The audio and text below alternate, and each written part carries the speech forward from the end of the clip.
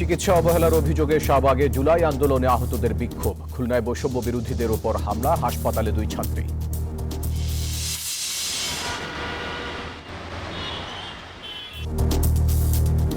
তীব্র শীতে নগর জীবনের ছন্দপতন, চলতি মাসে আরো 3টি শৈত্যপ্রবাহের অপেক্ষা। গরিব মানুষ না গাও কইরা পারি না। ঢাকাতে বোঝা যায় শীত আছে, এখন আসছে শীত। 2 দিন তো শৈত্যপ্রবাহ চলতেছে, সো দ্যাটস ওয়াই শীতের তীব্রতাটা একটু বেশি। আগামী আরো 2 থেকে 3 দিন কন্টিনিউ করবে। ঘন কুয়াশায় মহাসড়কে যান চলাচলে বাড়তি সতর্কতা। রাজনৈতিক তর্কে চাপা পড়ছে আওয়ামী লীগের দুর্নীতি, মন্তব্য ফখরুলের। ক্ষমতায় গেলে বিদ্যুৎ খাতের সব চুক্তি পর্যালোচনা করবে বিএনপি। খসড়া তালিকায় দেশে মোট ভোটার 12 কোটি, চূড়ান্ত তালিকা 2রা মার্চ। বাড়ি বাড়ি গিয়ে তথ্য সংগ্রহ ও যাচাই বাছাই শুরু 20 জানুয়ারি। আইএমএফ এর শর্তে নয়, রাজস্ব বাড়াতে ভ্যাট বৃদ্ধি করছে সরকার। নিত্যপণ্যের দামে কোনো প্রভাব পড়বে না, দাবি অর্থ উপদেষ্টার।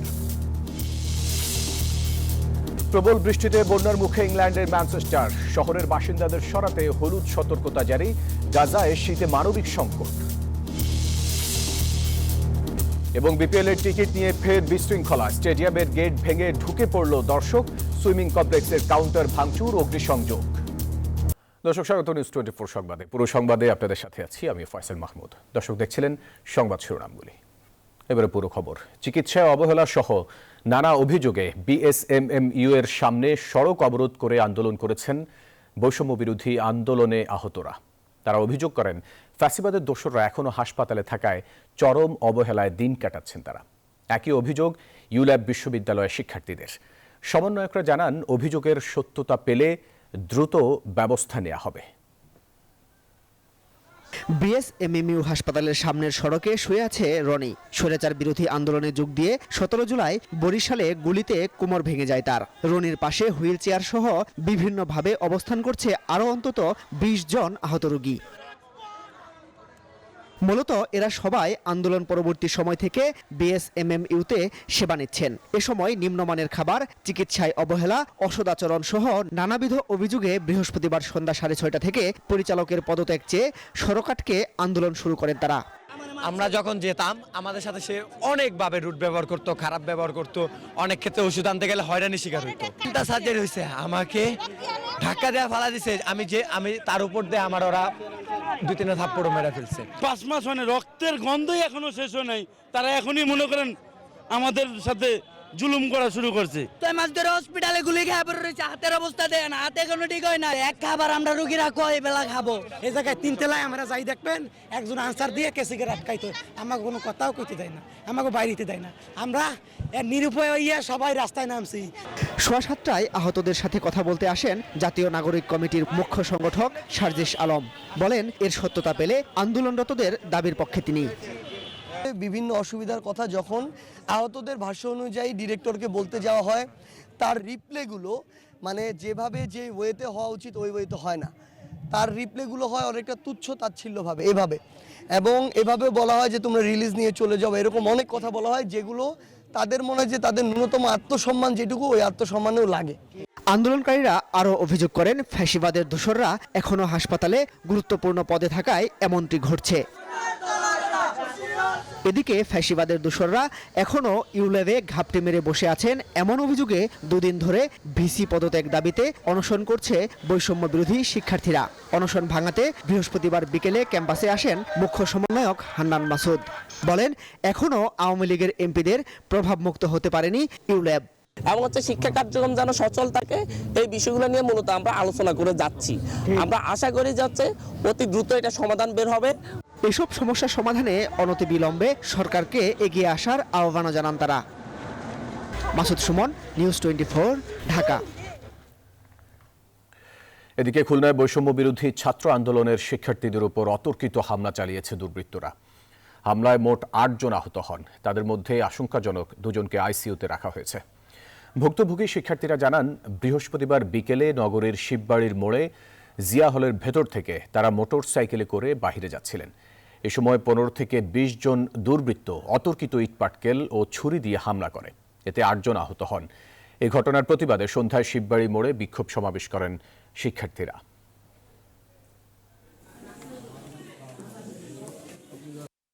হচ্ছে বাপির উপরে হামলা করেছে। আমরা যখন ঢাকাতে গেছি তখন হচ্ছে আমাদের উপরে এলোপাতাড়িভাবে লাঠি মেয়েদের নির্লজ্জ ভাবে মারছে। আমরা চাচ্ছি যে প্রশাসনের দৃষ্টি আকর্ষণ করছি যে প্রশাসন এটা খতিয়ে দেখে হচ্ছে অপরাধীদের বের করে এবং শাস্তির আওতায়। হঠাৎ করে উধাও হাসনাত আবদুল্লাহ, সার্জিস আলম সহ বৈষম্য বিরোধী ছাত্র আন্দোলনের শীর্ষ কয়েক নেতার ফেসবুক আইডি। বুধবার রাতে বৈষম্য বিরোধী ছাত্র আন্দোলনের অফিসিয়াল ফেসবুক গ্রুপে এই তথ্য জানানো হয়। জানা যায় হ্যাকারদের থেকে নিরাপদে থাকতে আইডি ডিঅ্যাক্টিভেট করে রেখেছেন সমন্বয়করা। তবে বৃহস্পতিবার সন্ধ্যায় ফেসবুকে নিজের অ্যাকাউন্ট ফিরে পেয়েছেন যুব ও ক্রীড়া উপদেষ্টা আসিফ মাহমুদ। ফেসবুকে সংগঠিত হয়ে জুলাই আগস্টে ছাত্র জনতার আন্দোলন, 5 আগস্ট বাংলাদেশকে দেখায় নতুন পথ। রক্তাক্ত জুলাই আগস্টে টানা 7 দিন সারা দেশে ইন্টারনেট ব্ল্যাকআউটের মতো ঘৃণিত পদক্ষেপ নিয়েছিল বিগত ফ্যাসিস্ট সরকার। ফেসবুকে লাইভে এসে বৈষম্য বিরোধী ছাত্র আন্দোলনের গতিপথ বাতলে দেয়া সার্জিস হাসনাতরা হয়ে ওঠেন ছাত্রদের নেতা। বদলে যাওয়া নতুন বাংলাদেশে হঠাৎ উধাও হাসনাত আবদুল্লাহ ও সার্জিস আলমের সেই সব ফেসবুক আইডি। ঘটনার শুরু বুধবার রাতে অনলাইন অ্যাক্টিভিস্ট সাইয়েদ আবদুল্লাহর ফেসবুক পেজ ডিসেবল হওয়ার মধ্য দিয়ে। ঘটনার জন্য তিনি দায়ী করেন আওয়ামী আইটি সেলের হ্যাকারদের। সার্জিস আলম জানালেন, হ্যাক নয়, নিরাপত্তাজনিত কারণে নিজেরাই নিজেদের পেজ ডিসেবল করে রেখেছেন। যে ধরনের সিকিউরিটি কি ছিল সেগুলো আমি চেক করার চেষ্টা করি, কিছুক্ষণের জন্য স্টেবল হয়, কিন্তু পরবর্তীতে দেখা যায় ক্রমাগত আক্রমণ হতে হতে আইডিটা ডিসেবলড হয়ে গেল। ক্র্যাক প্লাটুন থেকে শুরু করে অন্যান্য কিছু আওয়ামী লীগের সাইবার পেজগুলো যেগুলো আছে ওই জায়গাগুলো থেকে সেলিব্রেট করা হচ্ছে। যে আমার আইডি আমি ডিঅ্যাক্টিভ করে রাখছি, কারণ যেহেতু আমাদের তালাত মাহমুদ খান রাফি, চিটংয়ের যে সমন্বয়ক, আমাদের সাইয়েদ আবদুল্লাহ অন্যতম অ্যাক্টিভিস্ট, আমাদের ব্যাটসম্যান, ওদের আইডি দুজনেই ডিসেবল হয়ে গেছে। তো এই জায়গা থেকে আমরা আমাদের আইডি গুলো ডিঅ্যাক্টিভ করছি। আসিফের আইডি ডিঅ্যাক্টিভ করছে। যদিও বৃহস্পতিবার সন্ধ্যার দিকে ফেসবুকে নিজের অ্যাকাউন্ট ফিরে পেয়েছেন যুব ও ক্রীড়া উপদেষ্টা আসিফ মাহমুদ। তবে তার আইডিতে নেই আগের মতো verified blue tick.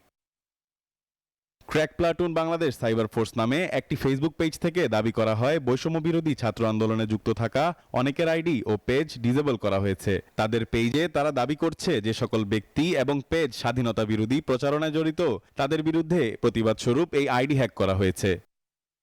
Rishad Arnab, news 24, Dhaka. দর্শক, 10 ডিগ্রির ঘরে বিরাজ করছে দেশের সর্বনিম্ন তাপমাত্রা। রাজধানীতেও বেড়েছে শীতের দাপট। কুয়াশার সঙ্গী হয়েছে ক্ষণে ক্ষণে বয়ে যাওয়া হিমেল হাওয়া। আবহাওয়া অধিদপ্তর বলছে চলতি মাসে দেশে বাড়বে শীতের তীব্রতা এবং একই মাসে 3 থেকে 5টি শৈত্যপ্রবাহের পূর্বাভাস দিচ্ছে আবহাওয়া অফিস। গতির শহর ঢাকায় বছরের শুরুতে তীব্র শীতের হানা। কুয়াশার সঙ্গী হয়েছে ক্ষণে ক্ষণে বয়ে যাওয়া হিমেল হাওয়া। ছন্দপতন হলেও থেমে থাকে না জীবনের চাকা। জীবিকার তাগিদে উষ্ণ কাপড় মুড়িয়ে বের হতে হয়েছে পেশাজীবীদের। ঢাকায় বছরের শুরুতে এমন শীত আগে দেখেনি বলে জানালেন তাদের কেউ কেউ। কাজ করতে কষ্ট দিকে গরিব মানুষ না কেউ করে পারি না। শীত মানে ঢাকাতে বোঝা যায় শীত আছে, এখন আসছে শীত। সকালের দিকে শীতটা একটু বেশিই লাগে, আর এই 2 দিন তো শৈত্যপ্রবাহ চলতেছে, সো দ্যাটস ওয়াই শীতের তীব্রতাটা একটু বেশি। দুপুর গড়ালেও দেখা মেলেনি সূর্যের। জীবনের প্রয়োজনে প্রতিদিন কত মানুষকেই না আগলে রেখেছে এই নগরী। তাই শীত বৃষ্টি গরম যাই থাকুক মায়ার এই নগরী ছাড়তে পারে না অনেকেই। আজকে মনে হয় ঠান্ডাটা একটু বেশি মনে হচ্ছে, এই জন্য আগুন পোহাইতেছে। তা আমি বললাম দেখা গেল আমি একটু হাতটা একটু গরম করি। শীতের দিনে রোদ না উঠলে আর বাতাসের কারণে এমনি ঠান্ডা সহ্য করা যায় না। ঠান্ডা প্রচুর বাবা, ঠান্ডার তো গাড়ি চালানো যাচ্ছে না। আবহাওয়া অফিস বলছে শীতের এই তীব্রতা বহাল থাকবে আরো 4-5 দিন। গতকাল থেকেই সারা দেশে ঘন কুয়াশা রয়েছে। এই ঘন কুয়াশাটা বেসিক্যালি এটা অ্যাডভেকশন ফগ। এই ফগটা আগামী আরও 2 থেকে 3 দিন কন্টিনিউ করবে। শুধু খুলনা ছাড়া সারা দেশে এই ঘন কুয়াশা রয়েছে এবং এই কুয়াশা দেখা যাচ্ছে যে আপনার মধ্যরাত থেকে দুপুর পর্যন্ত এটা কন্টিনিউ করে। আমরা আশা করি হয়তো আপনার 6-7 তারিখের পর থেকে কুয়াশা অনেকটা কেটে যাবে। গেল ডিসেম্বরে তাপমাত্রা স্বাভাবিকের চেয়ে বেশি থাকলেও এ মাসে শীত জেঁকে বসতে পারে। চলতি মাসে আছে আরও 3 থেকে 5টি শৈত্যপ্রবাহের পূর্বাভাস। আব্দুল্লাহ মামুন, নিউজ 24, ঢাকা। শৈত্যপ্রবাহের কবলে সারা দেশ। দেশের বিভিন্ন স্থানে সকাল থেকেই কুয়াশার দাপট। কমেছে তাপমাত্রা, বেড়েছে শীত। স্থবিরতা নেমে এসেছে জনজীবনে। ঘন কুয়াশায় ব্যাহত হচ্ছে যান চলাচল। দর্শক, আজ দেশের সর্বনিম্ন তাপমাত্রা রেকর্ড করা হয় চুয়াডাঙ্গায়। প্রতিনিধিদের তথ্যছবিতে ডেস্ক রিপোর্ট। কাক ডাকা ভোর, ঘন কুয়াশার সাথে শীতল হাওয়া। হিম বাতাসে জুবুথুবু জনজীবন, স্থবিরতা নেমে এসেছে কাজে কর্মে। অনেকটা বাধ্য হয়েই বাইরে বের হয়েছে মানুষ। ঠান্ডা, প্রচুর ঠান্ডা, শীত, এবং 10টা 11টা বাজে বেলা সূর্য দেখা যায় না। গরিব মানুষ যারা অসহায়, কম্বল টম্বল পাচ্ছে না, তারা খুব কষ্ট হচ্ছে শীতে। বেশি বিপাকে পড়েছেন নিম্ন আয়ের মানুষ। খড়কুটো জ্বালিয়ে তীব্র শীত নিবারণের চেষ্টা। কোনো খ্যাপ নাই, প্যাসেঞ্জার নাই, ঠান্ডা চড়তেছে না রিস্কে, কিভাবে চলবো আমরা? এই সকাল 7টা 7:30 ওই দিক হইতে হইতে অন্যরকম বাতাস আর কুয়াশা শুরু হয়ে যায়। বাড়িতে বার হইতে পারতেছি না। হ্যাঁ, আমি দুমুট বিলে আমি কিছু নাই, আমি দোকান করে খাইতেছি, তাই দোকান খুলি পারতেছি না। মহাসড়কে ব্যাহত হচ্ছে যান চলাচল। দিনের আলোয় হেডলাইট জ্বালিয়ে চলছে যানবাহন। ঘন কুয়াশার কারণে নির্দিষ্ট সময়ে গন্তব্যে পৌঁছাতে পারছেন না যাত্রীরা।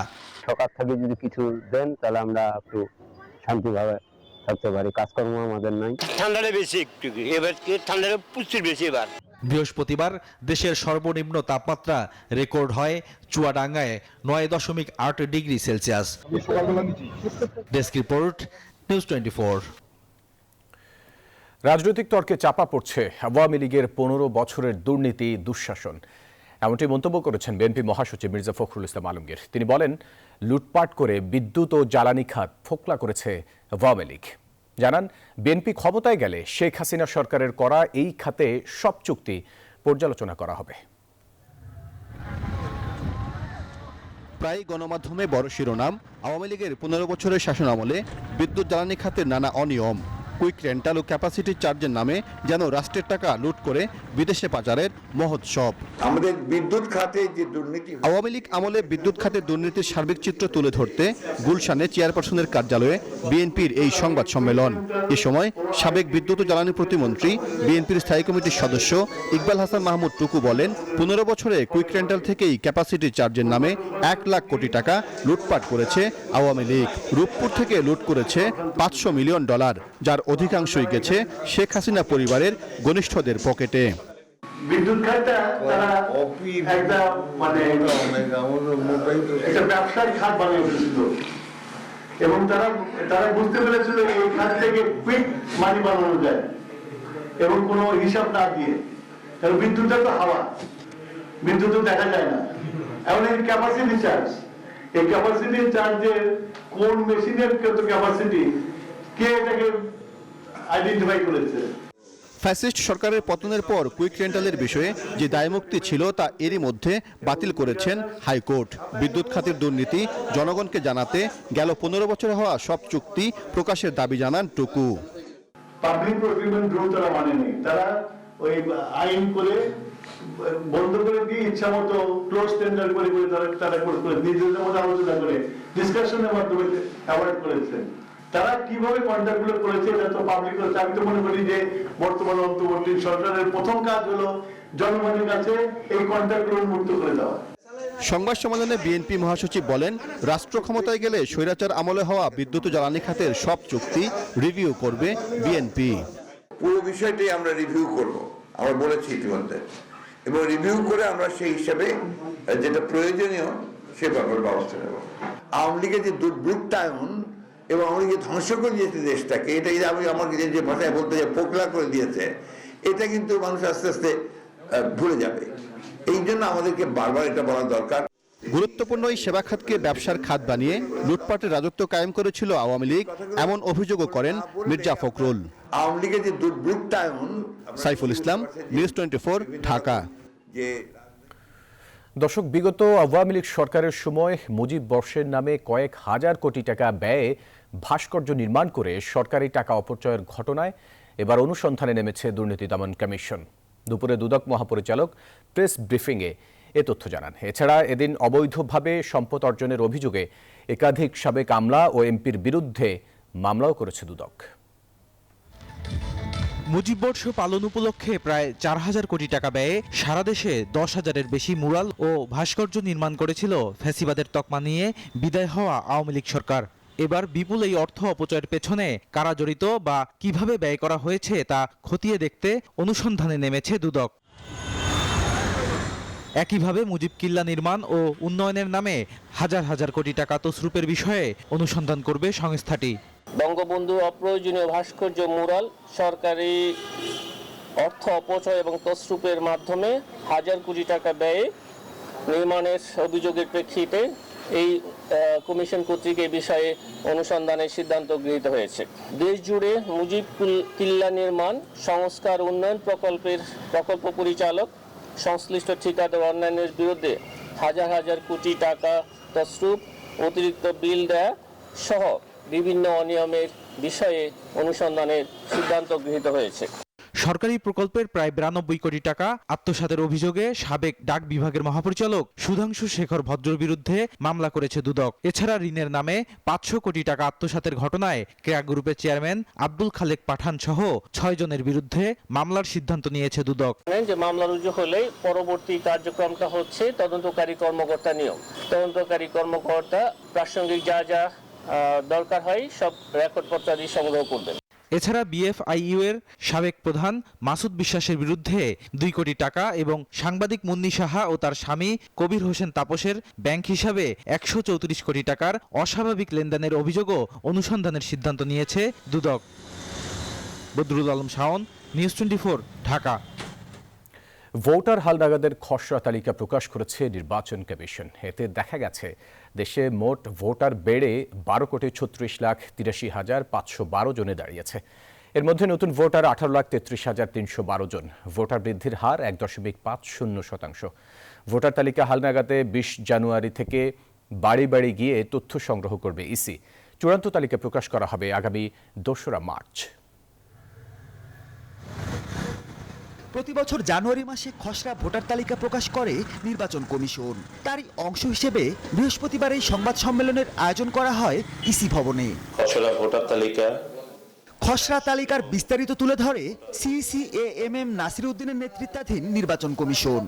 খসড়া ভোটার তালিকা প্রকাশিত হচ্ছে, সেখানে ভোটার সংখ্যা 12,36,83,512। এই এক বছরে আমাদের ভোটার সংখ্যা বেড়েছে 18,33,352 জন। 60টি দেশ থেকে এবার নতুন ভোটার হয়েছেন 13,151 জন বাংলাদেশি। আগামীতে 48টি দেশে এর পরিধি বাড়ানো হবে। দক্ষিণ পূর্ব এশিয়া, মালয়েশিয়া এবং মধ্যপ্রাচ্যের 4টি দেশ সৌদি আরব, কুয়েত, কাতার এবং সংযুক্ত আরব আমিরাত, আর ইউরোপের 2টি দেশ তথা যুক্তরাজ্য এবং ইতালিতে আমাদের 11টি মিশন অফিসে এই কার্যক্রম চালু হয়েছে। এই পর্যন্ত চূড়ান্তভাবে নিবন্ধন সম্পন্ন হয়েছে 13,151 জনের। বিতর্ক এড়িয়ে একটি নির্ভুল তালিকা প্রস্তুত করতে বাড়ি বাড়ি তথ্য সংগ্রহ ও যাচাই বাছাই করা হবে বলে জানায় কমিশন। বয়স গতকালকে 18 বছর হয়ে গেছেন, তারা যদি তালিকাভুক্ত নাও হয়ে থাকেন এবং আমাদের এই প্রক্রিয়ার মধ্যে যদি তালিকাভুক্ত হন, তারা ভোট দিতে পারবেন। দাবি, আপত্তি ও সংশোধনীর জন্য দাখিলকৃত আবেদনসমূহ নিষ্পত্তির শেষ তারিখ 30 জানুয়ারি 2025।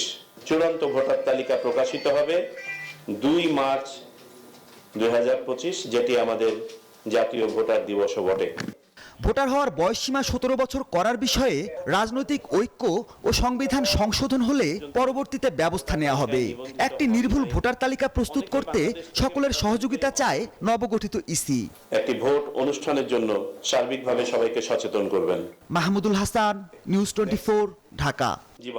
কৃষক ও ভোক্তার কথা মাথায় রেখেই বাজার নিয়ন্ত্রণের পাশাপাশি চাল আমদানি করছে সরকার, এমনটি মন্তব্য করেছেন বাণিজ্য উপদেষ্টা শেখ বশির উদ্দিন। বৃহস্পতিবার দিনাজপুরে ডিসি অফিসে শতাধিক টিসিবি ডিলারের সাথে মত বিনিময় শেষে এ কথা বলেন তিনি। এছাড়া রমজানে বাজার স্থিতিশীল ও নিম্নমুখী থাকবে বলেও জানান তিনি। এর আগে জেলার বিভিন্ন উপজেলায় নিম্ন আয়ের টিসিবির স্মার্ট কার্ডধারী সুবিধাভোগীদের পরিবারের বাড়ি পরিদর্শন করেন উপদেষ্টা। আমরা চালের বাজারকে স্থিতিশীল রাখতে চাই। আমরা চালের বাজারকে অতি নিচে নামাতে চাই না, উপরে উঠাতে চাই না। কারণ এমন নিচে নামতে চাই না যার ফলে কৃষকরা ক্ষতিগ্রস্ত হয়, আবার এমন উপরে উঠাতে চাই না যার ফলে ভোক্তারা ক্ষতিগ্রস্ত হয়। বাজার নিয়ন্ত্রণ করার জন্য আমাদের ভোক্তা অধিকারের যে সারা দেশব্যাপী যে টিমগুলো কাজ করছে এবং তারা যে কোনো অন্যায় ব্যত্যয় পেলে আইন অনুযায়ী আইনানুগ ব্যবস্থা নেয়। বিভিন্ন ক্ষেত্রে ভ্যাট বাড়লেও জিনিসপত্রের দামের উপর তেমন প্রভাব পড়বে না বলে মনে করছেন অর্থ উপদেষ্টা সালেউদ্দিন আহমেদ। বলেন, অত্যাবশ্যকীয় সব পণ্যের শুল্ক কমিয়ে শূন্য করে দেয়া হয়েছে, যে কারণে সাধারণ মানুষের কষ্ট হবে না বলে মত তার। বলেন, কারো শর্তে নয়, রাজস্ব বাড়াতেই কিছু পণ্যে বাড়ানো হচ্ছে ভ্যাট। অনেকদিন ধরেই নিয়ন্ত্রণহীন দ্রব্যমূল্যের বাজারে দিশেহারা সাধারণ মানুষ। এমন অবস্থায় সরকারের 43টি পণ্যের ভ্যাট বাড়ানোর ঘা, তবে তা মানতে নারাজ অর্থ উপদেষ্টা।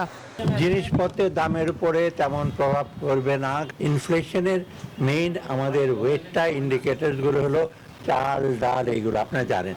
আমরা যেসব জিনিসের দাম বাড়িয়েছি ওগুলোর ভেরি ইনসিগনিফিকেন্ট পার্ট অফ আমাদের ইনফ্লেশন। রেস্টুরেন্টের দাম বাড়িয়েছি 3 তারকার উপরে, এটা ফিক্স যেমন টাকা খেতে 10 টাকা যোগ হবে, আমার এটা কোনো মনোবেদনার কারণ হওয়া উচিত না। বুধবার উপদেষ্টা পরিষদের বৈঠকে রেস্টুরেন্টের বিল সহ 43 পণ্যের উপর 5% থেকে 15% ভ্যাট বাড়ানোর নীতিগত সিদ্ধান্ত হয়েছে। ফলে শীতাতপ নিয়ন্ত্রিত রেস্তোরাঁয় 5% থেকে বেড়ে ভ্যাট হচ্ছে 15%। পোশাক কিনলে 7.5 থেকে হচ্ছে 15%। এছাড়া মিষ্টি, বিস্কুট, আচার, বিদেশি ফলের রসের উপর নতুন ভ্যাট আরোপ হচ্ছে। বাড়ছে আকাশপথে ভ্রমণ ব্যয়, বিমান ভাড়ায় বসছে নতুন ভ্যাট। সচিবালয় ক্রয় সংক্রান্ত উপদেষ্টা পরিষদের বৈঠক শেষে সাংবাদিকদের মুখোমুখি অর্থ উপদেষ্টা বলেন, রাজস্ব আয় বাড়াতে কিছু পণ্যের ভ্যাট বাড়ছে, তবে অত্যাবশ্যকীয় পণ্যের উপর বাড়েনি ভ্যাট। এর সাথে IMF এর কোনো সম্পর্ক নেই। না, IMF আমরা রিসোর্স গ্যাপ আমরা ক্যালকুলেট করেছি কত টাকা লাগে। আমরা যখন ওদের সাথে আলাপ করলাম, ওরা বললো যে এর বেশি আমরা বিয়ার করতে পারবো না। প্লাস ইন্টারেস্টের ব্যাপার আছে, পরিশোধের ব্যাপার আছে, এগুলো ডেট মানে ঋণ পরিশোধ, এগুলো চিন্তা ভাবনা করি কিন্তু রাজস্ব গ্যাপ এত বেশি, আমি তো আর বড় করে বা ডেফিসিট ফাইন্যান্সিং করে তো আমরা যেতে পারবো না। নেপাল, ভুটান সহ অনেক দেশের তুলনায় বাংলাদেশে রাজস্ব হার কম বলে জানান অর্থ উপদেষ্টা। যে গ্যাপ কমানো উচিত বলে মনে করেন সালেউদ্দিন আহমেদ। পৃথিবীর কোনো দেশেই কিন্তু এখন প্রতিদিন নেপাল ধরেন, ভুটান, এত লো ট্যাক্স কোথাও নাই। শামাজি ইয়াসমিন, নিউজ 24, ঢাকা। জাতীয় পতাকা অবমাননার অভিযোগে রাষ্ট্রদ্রোহ মামলায় গ্রেপ্তার সম্মিলিত জাগরণ জোটের মুখপাত্র চিন্ময় কৃষ্ণ দাসের জামিন শুনানি নামঞ্জুর করে কারাগারে পাঠানোর আদেশ দিয়েছেন আদালত। চট্টগ্রাম মহানগর দায়রা জজ আদালতের বিচারক মোহাম্মদ সাইফুল ইসলাম এই আদেশ দেন। শুনানিতে চিন্ময়ের পক্ষে ঢাকা থেকে আসা 11 জন আইনজীবী ছিলেন। জামিন নামঞ্জুর হওয়ায় উচ্চ আদালতে যাওয়ার কথা বলেন তারা। রতন দাসের ছবিতে চট্টগ্রাম থেকে নয়ন বড়ুয়া জয়ের রিপোর্টে বিস্তারিত। বৃহস্পতিবার সকালে সম্মিলিত জাগরণ জোটের মুখপাত্র চিন্ময় কৃষ্ণ দাসের জামিন শুনানিকে কেন্দ্র করে কড়া নিরাপত্তা নেওয়া হয় চট্টগ্রাম আদালত প্রাঙ্গণে। তবে চিন্ময় কৃষ্ণকে আদালতে হাজির করা না হলেও সকাল 11:30টায় মহানগর দায়রা জজ আদালতে শুরু হয় জামিন শুনানি। দুপক্ষের আইনজীবী দীর্ঘক্ষণ যুক্তিতর্ক উপস্থাপন শেষে বিচারক চিন্ময়ের জামিন নামঞ্জুর করেন। শুনানি হয়েছে, এই সম্পর্কে কারো কোনো মন্তব্য যেন করা না হয়। আমরা অত্যন্ত আমার বন্ধুদেরকে নিয়ে, আমাদের আইনজীবীদেরকে নিয়ে অত্যন্ত শান্তিপূর্ণ পরিবেশে মামলা শুনানি হয়েছে। রাষ্ট্রপক্ষে শুনানি করেছেন এবং চিন্ময়ের পক্ষেও ঢাকা থেকে অপূর্ব দাস সহ প্রায় 11 জনের মতো আইনজীবী এসেছিলেন। তারা আজকে শুনানিতে অংশগ্রহণ করেছেন। প্রায় আধা ঘন্টার মতো শুনানি হয়েছে এবং দুপক্ষের শুনানিতে আনতে আদালত চিন্ময় দাসের জামিন নামঞ্জুর করেছেন। যেহেতু এখান থেকে জামিন নামঞ্জুর হচ্ছে, তারা উচ্চ আদালতে যেতে পারেন। এদিকে ঢাকা থেকে আসা চিন্ময়ের পক্ষের আইনজীবীরা জানান উচ্চ আদালতে যাওয়ার কথা। বিজ্ঞ আদালতে শুনানি হয়েছে, বিজ্ঞ আদালত সন্তুষ্ট হয়ে আমাদের এটা নামঞ্জুর করেছেন। নামঞ্জুর করে আমাদের পরবর্তী কার্যক্রম আইন অনুযায়ী আমরা উচ্চ আদালতে এটা উপস্থাপন জামিন পিটিশনটা। 31 অক্টোবর চিন্ময়ের বিরুদ্ধে জাতীয় পতাকা অবমাননার অভিযোগে রাষ্ট্রদ্রোহ মামলা করেন বিএনপি নেতা ফিরোজ খান। এরপর 25 নভেম্বর ঢাকা থেকে গ্রেপ্তার করা হয় চিন্ময় দাসকে। তার অনুসারীদের সঙ্গে সংঘর্ষে নিহত হন আইনজীবী Saiful Islam Ali. Nayan Barua Joy, news 24, Chattogram. BNP chairperson Khaleda জিয়ার স্বাস্থ্যের খোঁজ নিলেন সেনাপ্রধান জেনারেল ওয়াকারুজ্জামান। বৃহস্পতিবার রাত 8:30টার দিকে সেনাপ্রধান সস্ত্রীক খালেদা জিয়ার বাসভবন ফিরোজায় যান। তিনি প্রায় 40 মিনিটের মতো সেখানে অবস্থান করেন। বিএনপি চেয়ারপারসনের মিডিয়া উইংয়ের সদস্য শায়রুল কবির খান জানান, রাত 8:30টায় গুলশানে বিএনপি চেয়ারপারসনের বাসভবনে আসেন সেনাপ্রধান। তিনি দেশনেত্রী খালেদা জিয়ার স্বাস্থ্যের খোঁজ খবর নেন। বিএনপি চেয়ারপারসন যেন দ্রুত সুস্থ হয়ে ওঠেন সেই দোয়া করেন সেনাপ্রধান।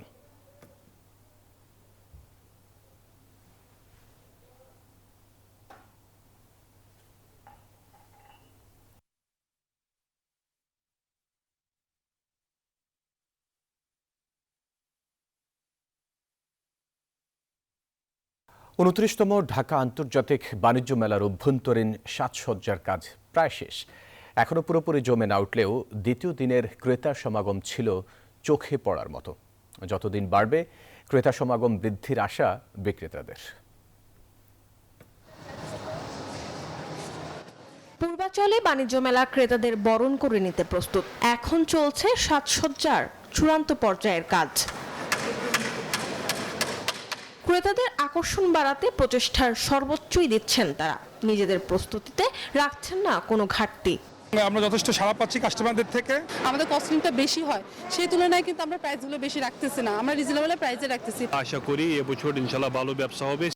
এবারের মেলায় দেশি বিদেশি স্টল ও প্যাভিলিয়নের সংখ্যা 361টি।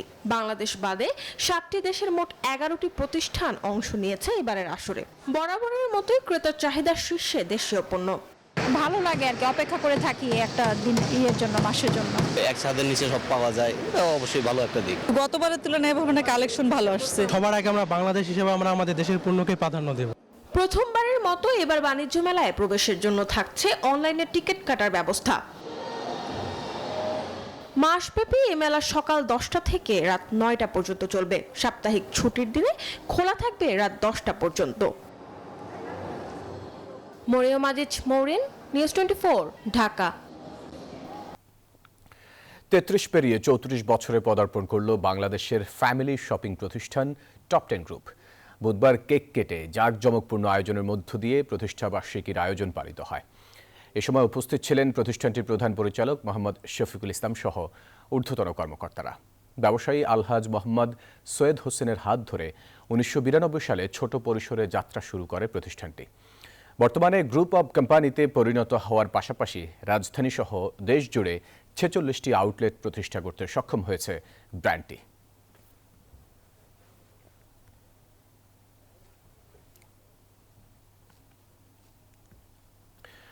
Bangladeshi tech giant Walton Digitech industry বাজারে নিয়ে এসেছে ডুয়েল ব্র্যান্ড প্রযুক্তির নতুন মডেলের ওয়াইফাই রাউটার। দ্রুতগতির 5 গিগাহার্জ ব্র্যান্ডের রাউটারটি অ্যাডভান্সড পারফর্মিং টেকনোলজিযুক্ত মাল্টিমিডিয়া সমৃদ্ধ নানা আধুনিক প্রযুক্তির সমন্বয় তৈরি।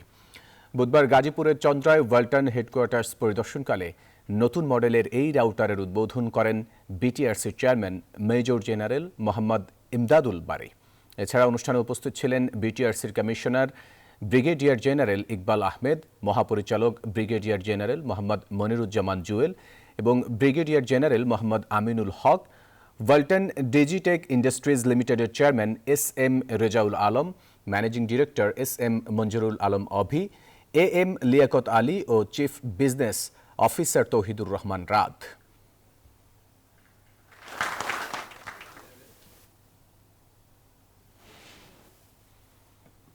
এবার আন্তর্জাতিক প্রসঙ্গ। ইংল্যান্ডের উত্তরাঞ্চলে প্রবল বৃষ্টিতে বন্যা পরিস্থিতির মুখে ম্যানচেস্টার শহরের বাসিন্দারা। পানিবন্দী অবস্থায় কাটছে তাদের দিন।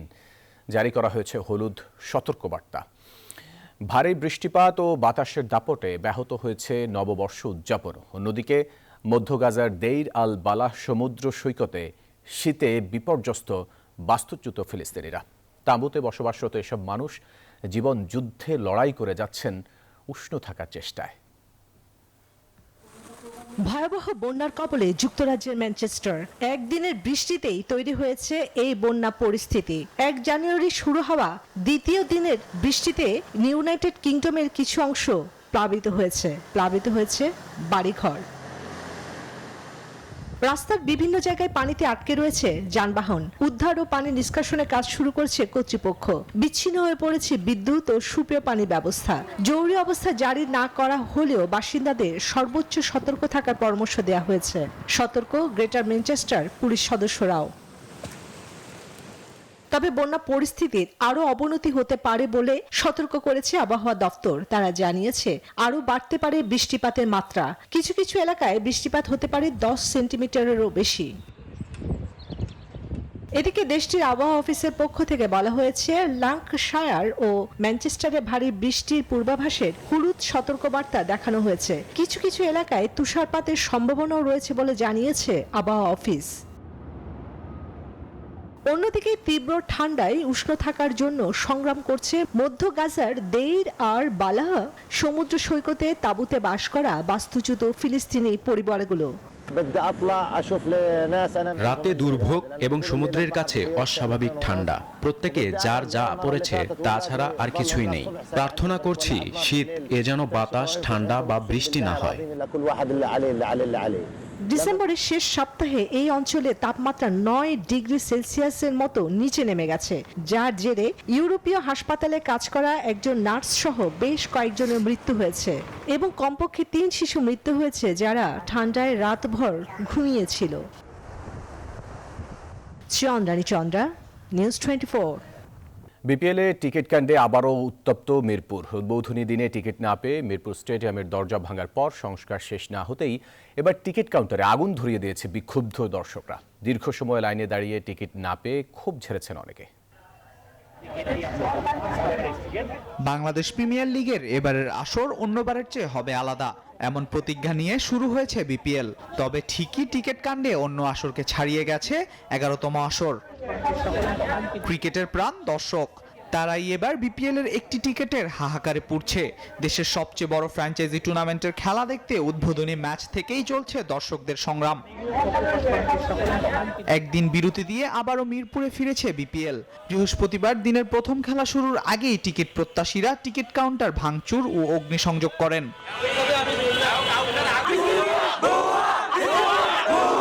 সকাল থেকে টিকিটের জন্য মিরপুরের সুইমিং কমপ্লেক্সে অপেক্ষা করেন দর্শকরা। তবে টিকিট পেতে দেরি হলে 11:30 নাগাদ ক্ষোভ প্রকাশ করতে থাকেন ক্রিকেট ভক্তরা। এক পর্যায়ে পরিস্থিতি নিয়ন্ত্রণের বাইরে চলে যায়। পরে গেট ভেঙে ভেতরে প্রবেশ করে টিকিট কাউন্টারে ভাঙচুর চালায় দর্শকরা। আমাদের ক্ষোভটা হলো যে আমরা সকালে 6টা বাজে আসছি এই জায়গায় খেলা দেখার জন্য, এখন সকালবেলা 6টা বাজে আইসা এখন টিকিট নিব, এখন মনে করুন যে 11টা-12টা অতিক্রম হয়ে গেছে, কিন্তু টিকিট পাইতেছি না। বাংলায় সবকিছুর মধ্যে দুর্নীতি। মুন্সিগঞ্জ থেকে সকালে আইছি আপনার, এখন বলছে টিকিট শেষ, টিকিট সম্পূর্ণ কালোবাজারি হইতাছে, এগুলো দেখার মতো কেউই নাই। তবে বিসিবি জানিয়েছিল এবারের বিপিএল এর টিকিট কেনা যাবে অনলাইন থেকে। এছাড়া মধুমতি ব্যাংকের নির্দিষ্ট শাখা থেকেও সংগ্রহ করা যাচ্ছে টিকিট। আল মাহমুদ ফাহিম, নিউজ 24। এই ছিল সংবাদ। এতক্ষণ সাথে থাকার জন্য ধন্যবাদ সবাইকে।